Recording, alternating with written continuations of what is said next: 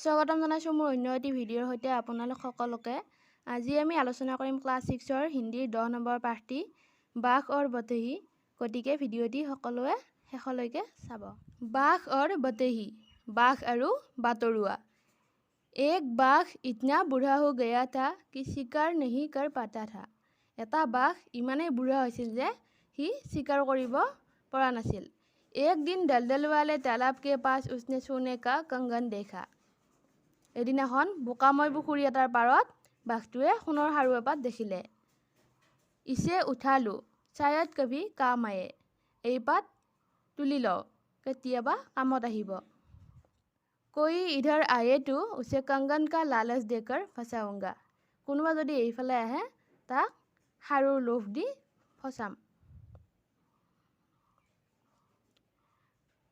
थोड़ी देर में एक बतेही तालाब के दूसरे किनारे पर आया।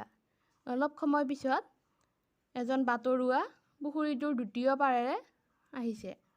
बाघ ने उसे देखा। বাঘটোৱে তেওঁক দেখা পালে। मुझे आदमी का मांस अच्छा लगता है और आदमी को स्वर्ण प्रिय है। মোৰ মানুহৰ মাংস ভাল লাগে আৰু মানুহৰ সোণ প্ৰিয়। अरे भाई सुनो, ओ भाई सुना, यो सोने का कंगन लोगे? এই সোণৰ সাৰুপাত ল'বা নেকি? मेरे काम का तो है नहीं, মোৰতো কোনো কামত নাহে।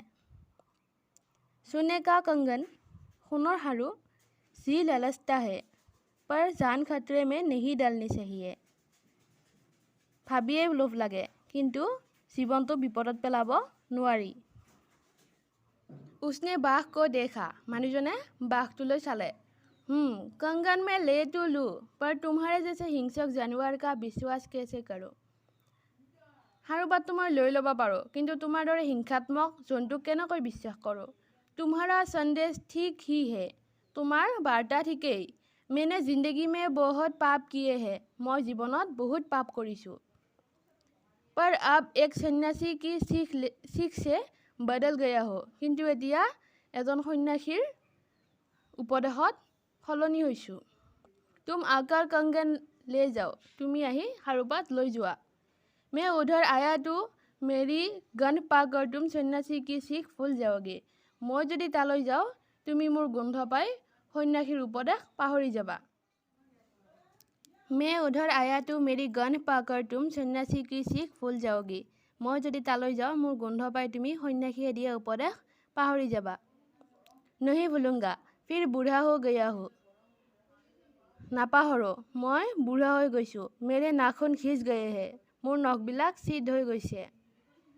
तुम डरो मत, তুমি ভয় কৰিব নালাগে। तालाब में उतरो और इधर आकर कंगन ले जाओ।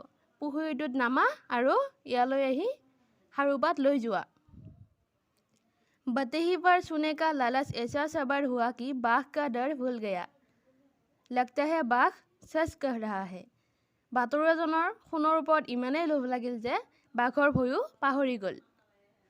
বাঘটোৱে সঁচা কৈছে বুলি ভাবিলে। मैं उस पर जाकर कंगन ले लूँ, মই সেইটো পাৰত গৈ সাৰুপাত লৈ লওঁ। उसने तालाब में 2-4 कदम ही रखे थे कि बाप रे, मैं दलदल में फंस गया, कोई निकालो।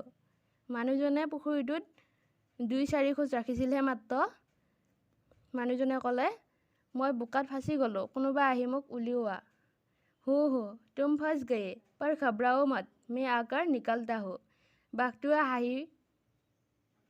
বাঘটোৱে হাঁহি মাৰি গ'লে, তুমি ফাঁচি গ'লা, কিন্তু ভয় নকৰিবা, মই গৈ উলিয়াম।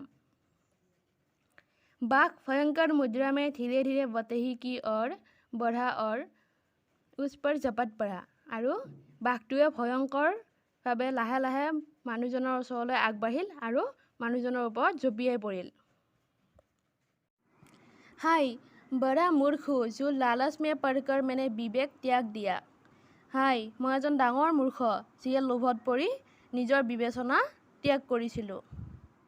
সমাপ্ত, সামৰণি। গতিকে আমি এই পাঠটোৰ পৰা এটা কথা জানিব পাৰিলোঁ যে লোভেই পাপ, পাপেই মৃত্যু। গতিকে আজিলৈ ভিডিঅ'টো ইমানেই। যদি ভিডিঅ'টো চাই ভাল পালে তেনেহ'লে এটা লাইক কৰি দিব আৰু চেনেলটো ছাবস্ক্ৰাইব কৰি দিবলৈ নাপাহৰিব, যাতে আগলৈ এনেধৰণৰ ভিডিঅ'সমূহ পাই থাকে। ধন্যবাদ।